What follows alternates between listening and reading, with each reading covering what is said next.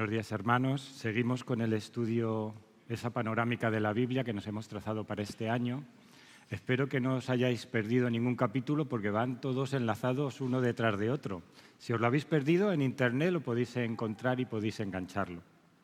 Hoy nos toca hablar del exilio, un acontecimiento muy importante dentro del pueblo de Israel. Y voy a introducirlo con unas palabras del historiador John Bright en su libro La historia de Israel. Él dice así: la destrucción de Jerusalén y el subsiguiente exilio marcó un hito en la historia de Israel.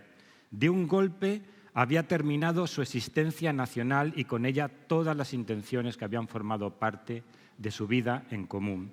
Nunca más volverían a ser reelaboradas exactamente de la misma forma. Destruido el Estado y forzosamente suspendido el culto estatal, la antigua comunidad cultico-nacional se resquebrajó e Israel quedó por el momento reducido a una aglomeración de individuos desarraigados y vencidos, sin ninguna señal externa de pueblo. Lo extraordinario es que no pereciera también su historia. No obstante, Israel sobrevivió al desastre y, formando una nueva comunidad por encima del hundimiento de la antigua, reanudó su vida como pueblo. Su fe, disciplinada y fortalecida, sobrevivió igualmente y encontró poco a poco la dirección que habría de seguir a lo largo de los siglos venideros. En el exilio y en la época subsiguiente nació lo que hoy conocemos como el judaísmo. Ahí es donde se fue gestando de alguna manera. ¿Qué había ocurrido? Ya vimos lo que pasó la semana pasada. Por un lado, un desastre a nivel político en el pueblo de Israel, un desastre ruinoso a nivel de la propia nación, un desastre social, la quiebra de alguna manera de la vida como se conocía en Judá. El ejército de Nabucodonosor convirtió Judá en un matadero. Solamente alguna parte del reino sobrevivió un poco a esta destrucción masiva. La situación realmente era lamentable y desoladora, como vimos la semana pasada en el libro de Lamentaciones.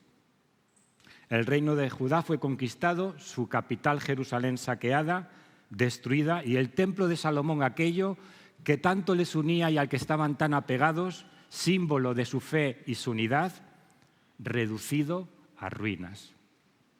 Perdieron totalmente su autonomía y su independencia política quedó bajo los brazos del imperio babilónico, sufriendo así la humillación de la deportación y la servidumbre. Pero no solamente eso, también el desarraigo cultural que supone salir del entorno en el que tú te has criado y moverte a otro.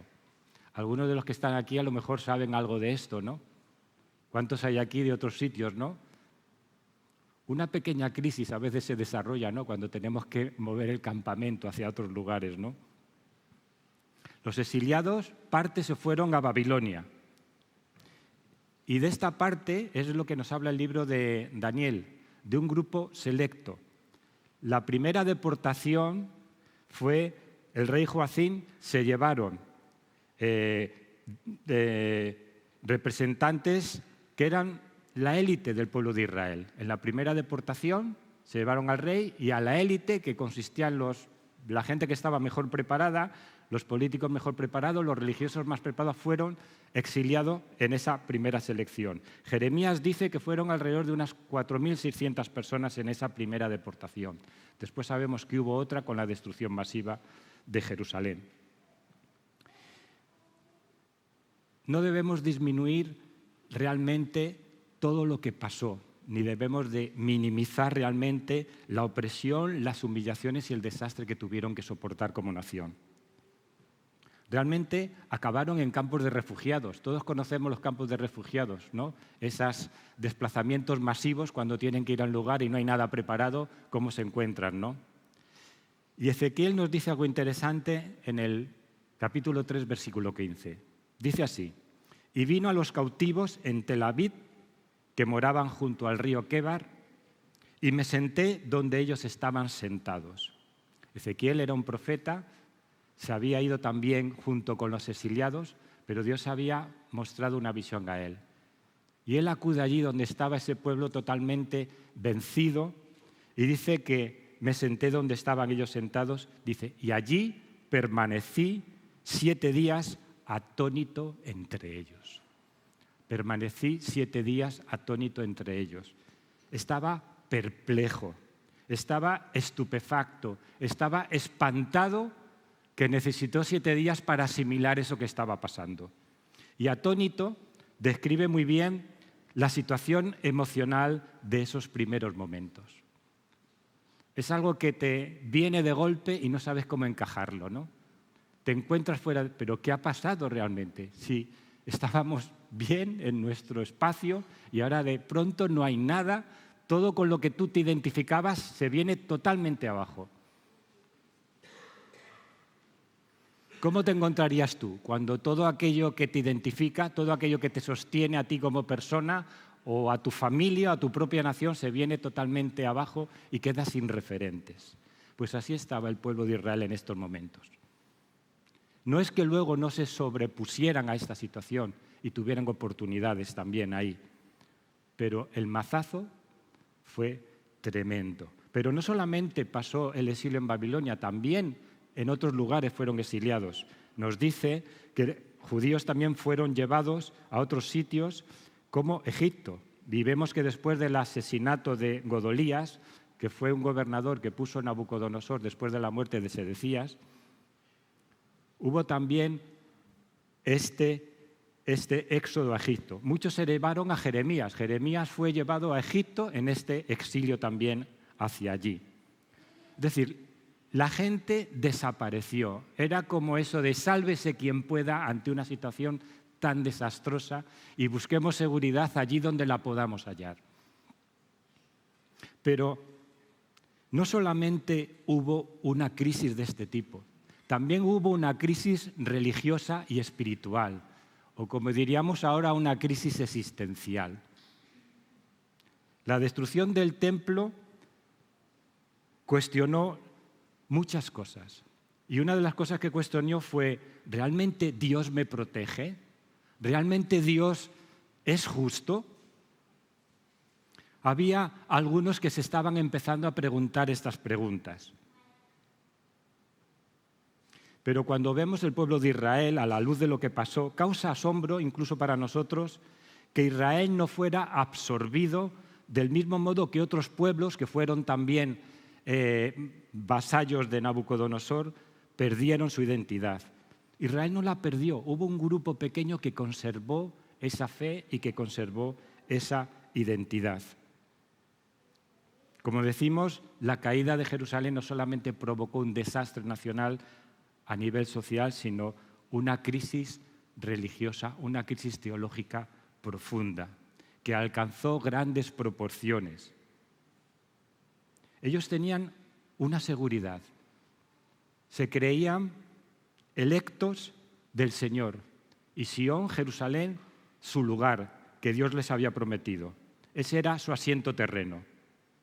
Y las promesas incondicionales que Dios les había hecho a través de los profetas a David de que su dinastía no tendría fin. Ellos estaban asentados y seguros ahí. Y al amparo de esta visión, de esta manera de ver las cosas, ellos descansaban de forma segura y todo aquello que fuera contrario a esta línea, toda amonestación profética que no encajara en esta visión era considerada una herejía inconcebible. De ahí que Jeremías no fuera visto por ellos como un profeta de Dios, sino como casi un hereje, porque no les afirmaba en la convicción que ellos tenían de cómo Dios debe de actuar o cómo ellos se imaginaban que Dios debía ser. Ellos habían experimentado, ¿os acordáis cuando fue sitiado Jerusalén en tiempos de Ezequías por el ejército de Senaquerib, cómo Dios intervino y destruyó el ejército de Senaquerib? Ellos estaban confiados de que iba a pasar lo mismo con el ejército de Nabucodonosor. En un momento dado, también Dios intervendría y destruiría el ejército. Así que ellos confiaban en esa teología suya, en esos dogmas suyos. Pero los arietes de Nabucodonosor abatieron esa manera de ver las cosas y lo hicieron de una manera irreparable. era una profecía falsa, mal entendida, y los profetas que la proclamaron habían muerto.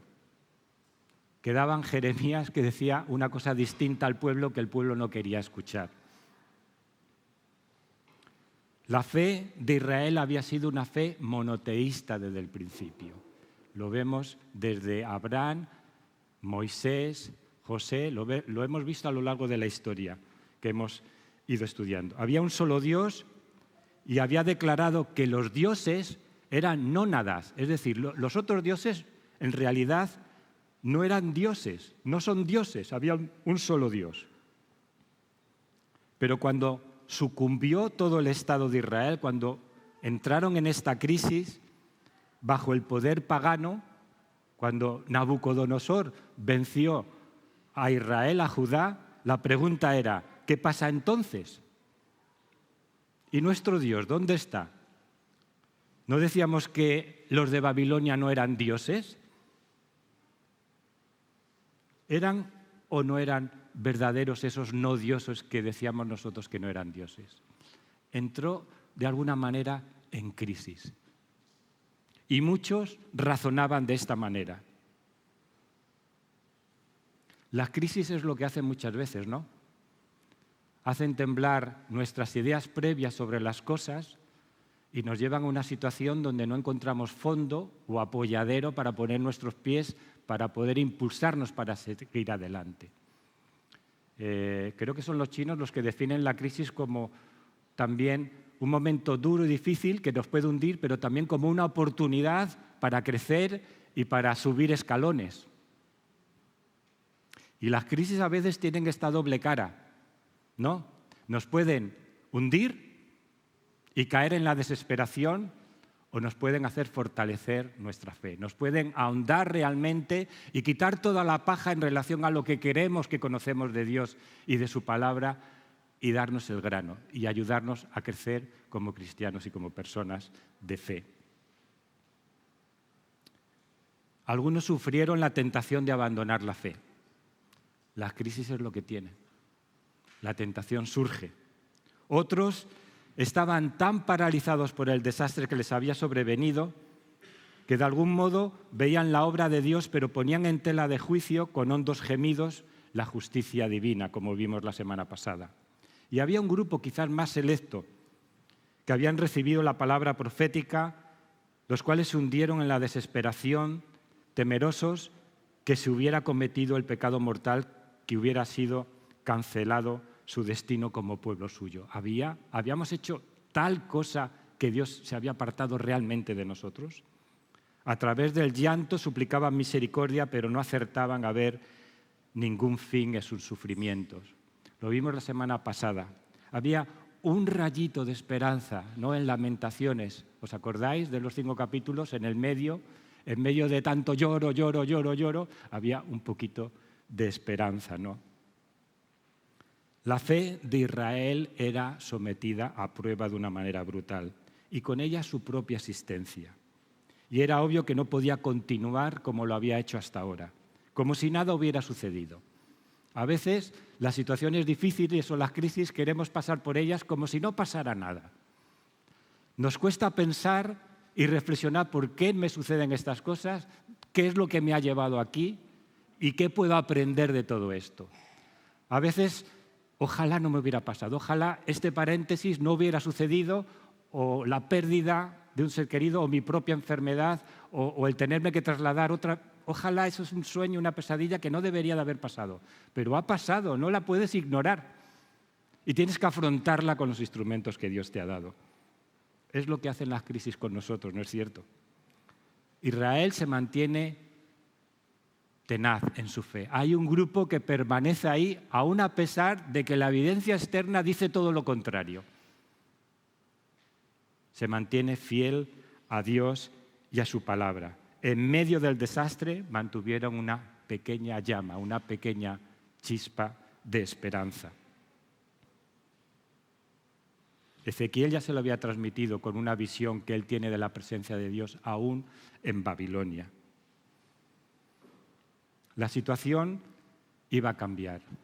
Ya no podían celebrar sus cultos como lo celebraban antes. Ahí apareció lo que hoy conocemos como las sinagogas. Se tuvieron que empezar a reunir en pequeños grupos, a leer la palabra de Dios, a volver a afianzarse en aquello que los constituía como pueblo de Dios, a volver a sus tradiciones que ellos visibilizaban pues, a través de algunas cosas, como puede ser el sábado, la circuncisión, o también, como hemos visto en el pasaje que hemos estado leyendo, en la comida. Y es muy comprensible también que en los judíos que vivían en un país impuro, entre comillas, que era el sitio donde habían tenido que ir, se descubre una gran preocupación por el problema de la pureza ritual. Estas cosas nos pueden parecer a nosotros periféricas, ¿no?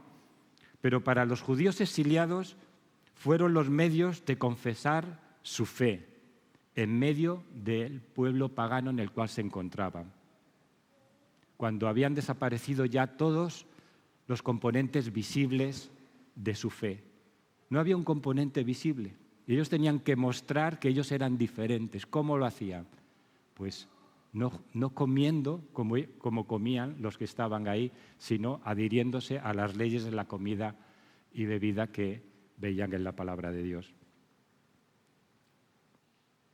Pero ¿cómo fue realmente el exilio? La Biblia no nos da muchos detalles de esto, pero sí nos ofrece una historia, y es la historia que hemos leído. Así que vamos a hacer como cuando hacemos en Google, cuando buscáis una ciudad, ¿qué hacéis? Tecleáis, ponéis Tarragona, y está el mundo ahí, y empieza a aumentar, y aparece ahí Tarragona, y si le damos más cerca aparece nuestra casa y podemos verla hasta casi, ¿no? Pues vamos a hacer eso, vamos a hacer qué pasó con unos exiliados en Babilonia. ¿Qué historia nos tienen que contar y qué podemos aprender nosotros hoy de ellos? Daniel, de alguna manera, se convierte en el verdadero intérprete de lo que está sucediendo. Eso es lo que vemos en el libro de Daniel. Daniel tiene que recordar y recordarnos de que es Dios quien intervino en esta situación. Nabucodonosor, en última instancia, no es más que el instrumento de Dios. Es siervo de Dios para cumplir los propósitos que Dios quiere con su pueblo. A veces nosotros cuando estamos en crisis nos quejamos contra el instrumento, ¿no?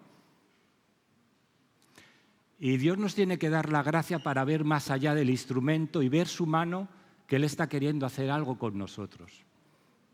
Cosas que quiere que nosotros aprendamos. Vicios que a lo mejor quiere que nosotros tengamos que vencer, situaciones que estamos mal enfocados y Él quiere que las reenfoquemos de manera distinta. Y nos quejamos. Y levantamos el puño. Y decimos, esto a mí no me tiene que suceder. Pero ten un momento de contacto en la presencia de Dios, a la luz de su palabra. Y quizás puedes ir entendiendo lo que Dios quiere hacer en ti. Porque Dios puede usar la soberbia y la ambición de los mismos tiranos para castigar a otros pueblos y a sus mismos hijos para cumplir sus propósitos. Esto es lo que está haciendo con su pueblo. Nos dice en el versículo 3 que dijo el rey Aspenaz, jefe de sus eunucos, que trajese a los hijos de Israel del linaje real de los príncipes, muchachos en quienes no hubiese tacha alguna, de buen parecer, enseñados en toda sabiduría, sabios en ciencia y de buen entendimiento, e idóneos para estar en el palacio del rey, y que se les enseñase las letras y la lengua de los caldeos. Parece que hay aquí un programa de educación por parte del rey Nabucodonosor. Él sabía muy bien que había gente inteligente entre los deportados. Y era un pueblo que quería aprovechar esto, no lo iba a desechar, no eran tan tontos. Dijeron, tráeme a gente que esté preparada. Los vamos a preparar en el mundo en el que ahora están para que nosotros podamos aprovecharnos de ellos de alguna manera, ¿no? Y esto es lo que hacen. Pero hay un versículo que en esta mañana quiero que os llevéis para casa. Si solamente os llevéis esto, ya me quedo contento. Dice en el versículo 8, y Daniel propuso en su corazón no contaminarse. Daniel propuso en su corazón no contaminarse. A nosotros nos puede parecer poca cosa, ¿no? ¿Qué tiene que ver no comer carne o no comer pescado o comer legumbres? ¿Cuántos vegetarianos hay aquí? Bueno, no hacéis la mano, ¿eh? ¿Qué es lo importante? ¿Era lo importante la comida? ¿O eso simplemente era una señal de mi fidelidad a Dios? Y que ellos como pueblo de Israel lo vivían de esa manera. ¿A quién iba yo a ser fiel? La actitud de Daniel y sus compañeros debe ser estudiada dentro de ese contexto general de las enseñanzas de la Biblia sobre la comida y la bebida en el pueblo de Dios. Porque el problema era de orden ceremonial y también tiene que ver con el testimonio, es decir, con aquello que los demás puedan entender sobre nosotros de qué lado estamos. Me acuerdo de alguien que decía, que esto no sé si es una anécdota, pero yo la he ido a escuchar, de una persona que era ciega y sorda y que venía a la iglesia todos los domingos. Y ya alguno le preguntó, le dijo, ¿pero qué provecho tienes tú venir a la iglesia el domingo si eres ciego y sordo? Y él decía, para que sepan de qué lado estoy. Bueno, él era su manera de comunicar a otros de qué lado estaba. ¿De qué lado estás tú? ¿Dónde pones los límites? ¿Dónde la gente puede saber que tú de qué partido eres? Bueno, ayer hubo un partido de fútbol, ¿no? Se les podía identificar perfectamente.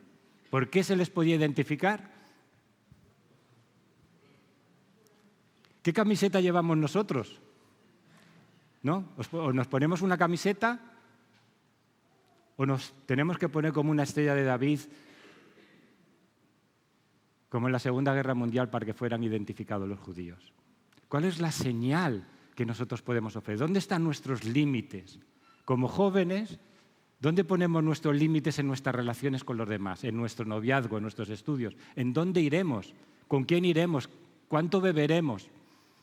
¿Dónde están nuestros límites? ¿En eso pueden las personas ver algo que somos distintos? Y otra cosa más, ¿estamos dispuestos a sufrir las consecuencias por los límites que hemos puesto? Porque Daniel y sus amigos estuvieron dispuestos.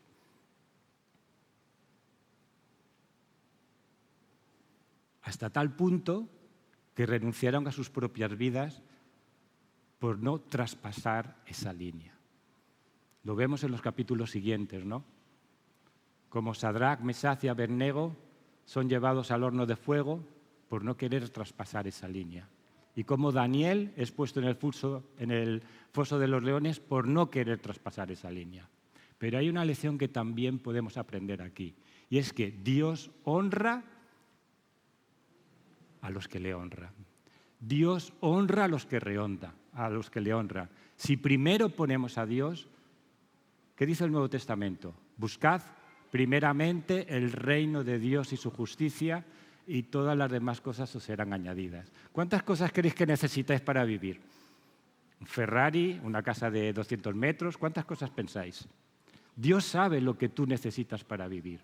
Y si tú estás dispuesto a honrarle a Él y a ponerle a Él en primer lugar, Él te honrará a ti de igual manera que hizo con estos amigos suyos. Dios estaba con Daniel y con sus amigos.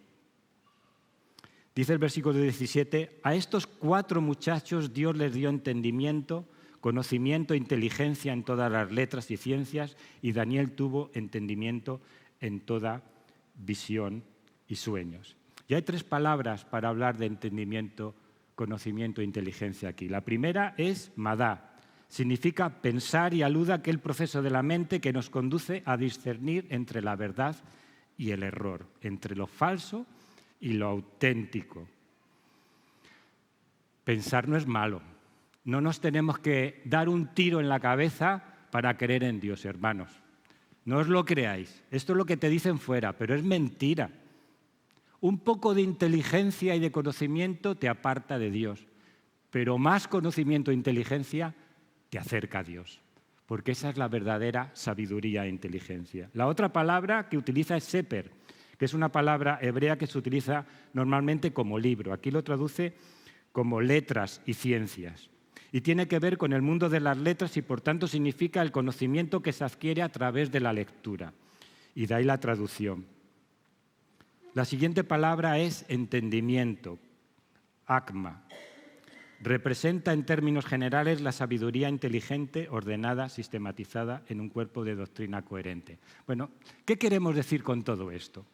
En resumen, tenemos que aprender a pensar de una manera correcta. Y pensar y educarse y formarse no es malo. No es malo. Fórmate en la profesión que Dios te guía. Adquiere los conocimientos, sé inteligente en todo ello y equilíbrate con el estudio de la palabra de Dios para poder ser sal y luz en la sociedad en que vivimos. Ellos tuvieron que hacerlo, pensar de una manera correcta para discernir entre lo verdadero y lo falso, y para ello tenemos que utilizar nuestra mente. Pero esto no se hace en el vacío. ¿La mente de qué se nutre? De las letras.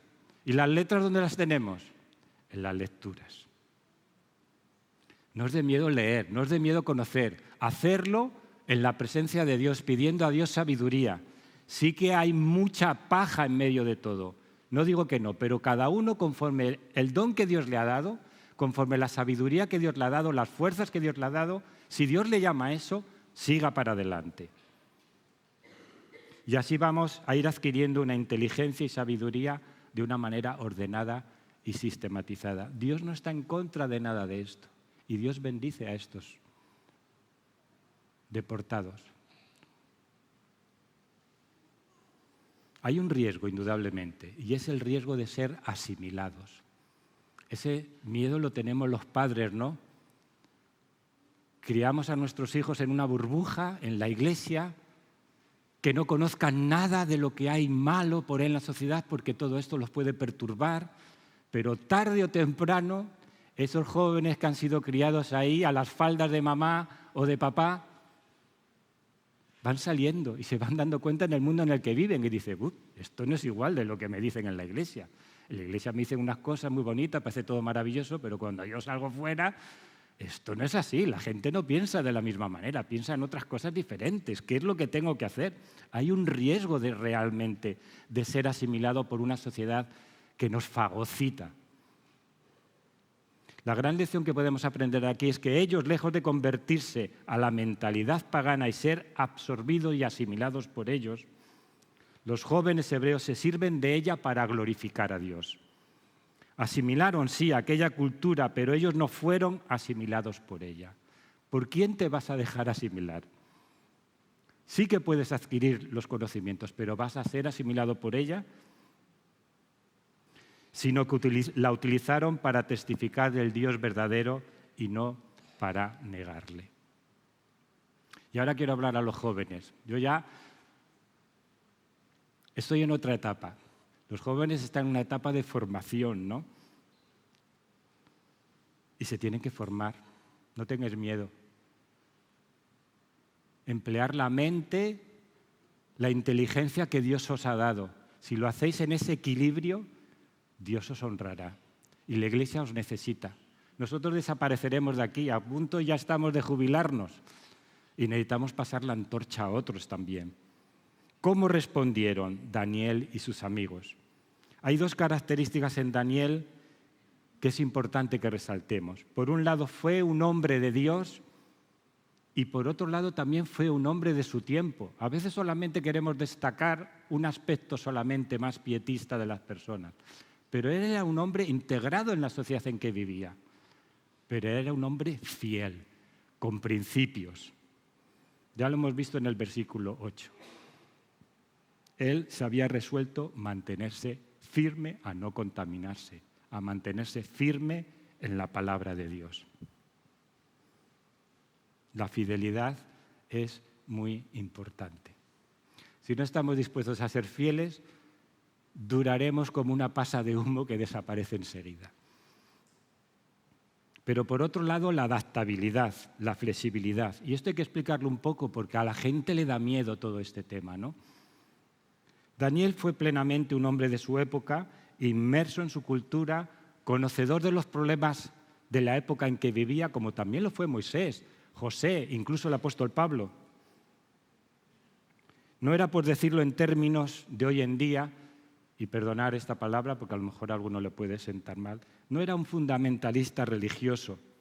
Podía vivir su fe y desenvolverse en un medio pagano teniendo clara las líneas que no podía cruzar. Él tenía clara cuáles son esas líneas que no podía cruzar y nosotros tenemos que tener claro también cuáles son esas líneas que no podemos cruzar. Y vivir de esta manera no es fácil. Es más fácil estar encerrado en un gueto. Vivir en esta tensión y ser sal y luz no es fácil. Jesús fue criticado por ello, ¿no? Si le tocaba a una persona que era inmunda, ya le estaban diciendo, vaya este hombre, mira que se deja tocar por esta persona. Si comía con publicanos y pecadores, pues ¿dónde tiene esa línea Jesús? ¿Dónde la tiene, no? ¿Se la ha saltado por los aires o qué?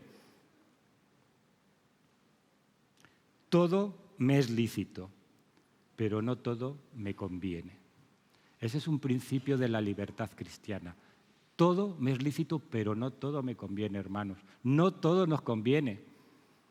A los que empiezan su vida cristiana, no todo le conviene. Hay decisiones que pueden tomar que le pueden fastidiar realmente su vida. Toma decisiones claras teniendo a Dios presente, teniendo la palabra de Dios presente. Daniel y sus amigos pusieron unos límites conforme a la tradición en que vivían en su fe y pagaron un precio por mantenerse firmes en sus convicciones. Lo vemos más tarde. Estuvieron dispuestos a morir. Los amigos de Daniel le dijeron, mira, no sé qué pasará, si al entrar en el horno me quemaré o no, pero tienes que saber una cosa, yo no te haré caso en esto que me dices. Estaban dispuestos a pagar el precio. Nosotros, como cristianos en el siglo XXI, ¿qué precio estamos dispuestos a pagar por nuestras convicciones? O como iglesia, ¿qué precio estamos dispuestos a pagar? Si queremos ser profetas del Señor en la época que nos ha tocado vivir, no podemos pretender la comunicación a distancia. Tenemos que ser lectores cuidadosos para discernir los tiempos en que vivimos y zambullirnos de alguna manera ahí. Y esto solamente puede hacerse con la ayuda y la presencia de Dios. No podemos hacerlo por nuestra cuenta. Cuando los 3 hombres estaban en el horno, había uno que miraba, ¿y ese quién es? Había uno que estaba con ellos. No podemos meternos en madejas de 11 varas por nuestra propia cuenta, porque sufriremos las consecuencias. Si Dios está con nosotros, somos fuertes, aunque tengamos que morir por ello. Pero hay otras cosas interesantes en el carácter de Daniel. Hemos visto ya uno. Él propuso en su corazón no contaminarse. Había una determinación. En Oseas 6:4 dice otra cosa en referente a otros. Fijaros lo que dice Oseas 6:4. La piedad vuestra es como una nube de mañana y como el rocío de la madrugada que se desvanece. Es decir, te levantas por la mañana con un propósito genial, pero a la medida que viene el día y se te cruzan los cables, ya ese propósito a las 3 horas ya se ha desvanecido. Es como una nube de la mañana que desaparece, o como el rocío que cuando empieza a calentar el sol se va. ¿Cuáles son tus propósitos? ¿Hasta qué punto tus convicciones son reales o es puro humo? Puro humo. Cada uno se lo tiene que preguntar a sí mismo. A veces nuestra idiosincrasia latina es mucho de palabra, ¿no? Pero somos constantes, perseveramos. Esas son las características que Dios quiere. No solamente que hablemos, sino que seamos constantes, que perseveremos en nuestra fidelidad. Pero también hay otro aspecto de Daniel y sus amigos, su resistencia al mal. A ver, es fácil comportarse bien aquí, cuando todos nos ven, ¿no? Parece que nos ayuda a ello el ambiente en el que estamos, ¿no? A la luz de los que conocemos, del pastor, o de los ancianos, o de los amigos, ¿no? Pero es cuando se nos saca de aquí, cuando ya nadie nos ve, cuando los hermanos no nos ven, el pastor no nos ve y nadie nos ve, dijimos, bueno, ahora ya podemos relajarnos, ¿no? Esta es la nuestra, ¿no?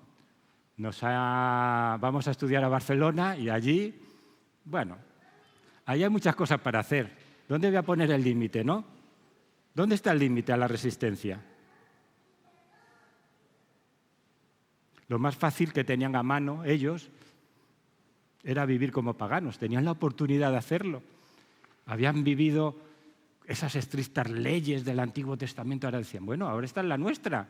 Estamos fuera, ¿quién nos ve? Vamos a hacer un poco, vamos a relajarnos, ¿no? Pero decidieron no pecar contra el Señor. Se propusieron no pecar. Fueron fieles. Y la pregunta es obvia. Cuando no nos ven, ¿qué es lo que hacemos? Hay un artículo que esta semana leía en El País, que es el misterioso caso del ladrón de saleros. Lo podéis leer en El País. Y es muy interesante porque es un estudio de cómo se comportan las personas cuando nadie les ve. Pues se llevan el salero de las mesas, se llevan el albornoz del hotel, es decir, cosas que digamos, bueno, no hacen grandes cosas, pero cuando no los ve, la gente hace esas cosas. Es la verdad. Otro aspecto importante de los amigos de Daniel, la humildad. Ni Daniel ni sus amigos hicieron alarde de su fe o de sus talentos delante de Nabucodonosor. Dijeron, yo no puedo, pero Dios sí puede. No eran pedantes, no se inclinaban al exhibicionismo moral o espiritual que tanto daño hace al pueblo de Dios y a su obra. De tantas personas que se inflaman de Dios y lo único que se saltan es a ellos mismos, a su propia persona y no al Dios que les ha creado y les ha salvado. Ellos eran respetuosos con sus superiores.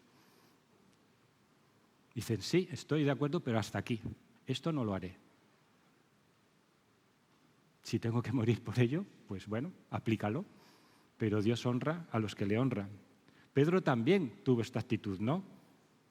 Debía de obedecer a Dios antes que a los hombres, pero lo hizo con respeto delante de ellos. Vosotros decidid, pero yo me he comprometido con Dios y es a Él al quien le tengo que obedecer. Vamos a ir terminando. Para terminar, hay algo que destaca también en Daniel y es su visión profética de la historia. Es cierto que estamos envueltos en nuestra vida diaria, en nuestra cotidianidad, y a veces carecemos de una visión más amplia de las cosas. Vivimos tan absortos en lo nuestro que perdemos una visión más amplia de todo, ¿no? Y es bueno que a través de la oración, a través de la lectura de la palabra, a través de la comunión entre todos, tengamos una visión más amplia de la realidad de la vida, de las cosas. Es importante tu mundo, no digo que no. Tu trabajo diario, tu esfuerzo por sacar adelante a tu familia, todo eso es importantísimo. Pero nuestra vida forma parte de la historia, de una historia que es mayor y que nos sobrepasa. Y es la historia de Dios, del propósito de Dios que se ha propuesto salvarnos a nosotros. Y un día todo lo que vivimos aquí nos parecerá una anécdota realmente a la luz de la eternidad. Necesitamos discernimiento para ver los tiempos que vivimos, pero podemos pedir a Dios que Él nos dé una visión más amplia. Que no seamos cortos de vista y que no demos palos de ciego. El exilio también es una metáfora de la Iglesia, ¿no? Somos, que dice la Biblia, extranjeros y peregrinos. También de alguna manera estamos exiliados. No es este el lugar en que deberíamos estar. Algunos dicen, qué bonito sería si me convierto y directamente al cielo. Pero Dios nos quiere fastidiar. Dice, no te llevo tan rápidamente. Tienes un propósito aquí. Entonces no nos acabamos de encontrar plenamente a gusto en este mundo. Sí que el mundo es bonito porque es el que Dios ha creado, ¿no es cierto? Y podemos disfrutar de tantas cosas, pero no nos satisface plenamente porque es un mundo que en muchos aspectos vive apartado de Dios. Nos encontramos como fuera de Él en algún sentido, ¿no? Como extranjeros y peregrinos. Pero la alternativa, ¿qué es? ¿Vivir en guetos o vamos a ser portadores de sal y luz?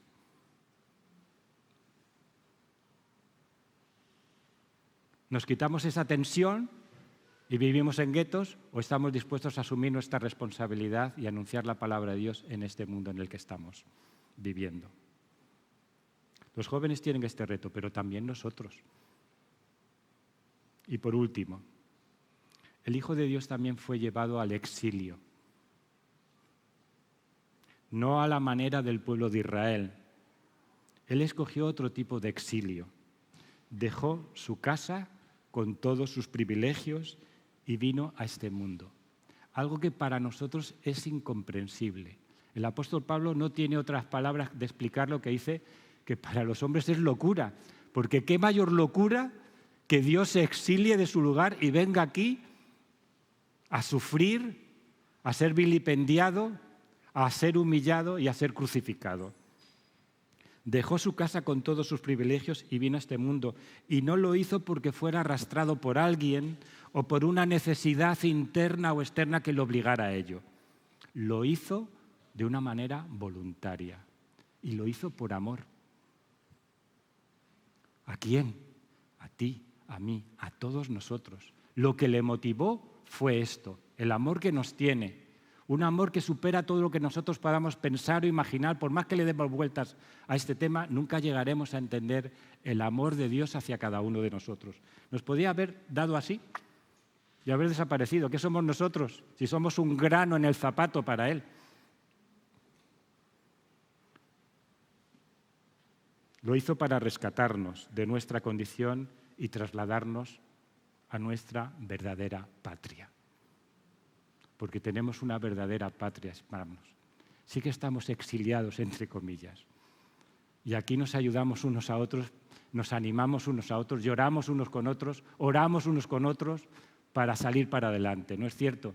Pero nos espera una patria celestial y olvidaremos todas las penas. A la luz de la eternidad, nuestra existencia es nada, aunque ahora nos parezca lo máximo. Vamos a terminar con unas palabras de la misma palabra de Dios. Un himno que se cantaba en las iglesias y que se decía en las iglesias del primer siglo. Se encuentra en Filipenses capítulo 2. Vamos a leer desde el versículo 6. Hablando de Cristo Jesús, dice: el cual, siendo en forma de Dios, no estimó el ser igual a Dios como cosa a que aferrarse, sino que se despojó a sí mismo tomando forma de siervo y hecho semejante a los hombres, y estando en la condición de hombre se humilló a sí mismo, haciéndose obediente hasta la muerte y muerte de cruz. Por lo cual Dios también le exaltó hasta lo sumo y le dio un nombre que es sobre todo nombre, para que en el nombre de Jesús se doble toda rodilla y todos los que están en los cielos y en la tierra y debajo de la tierra, y toda lengua confiese que Jesucristo es el Señor, para gloria de Dios Padre. Que el Señor nos bendiga.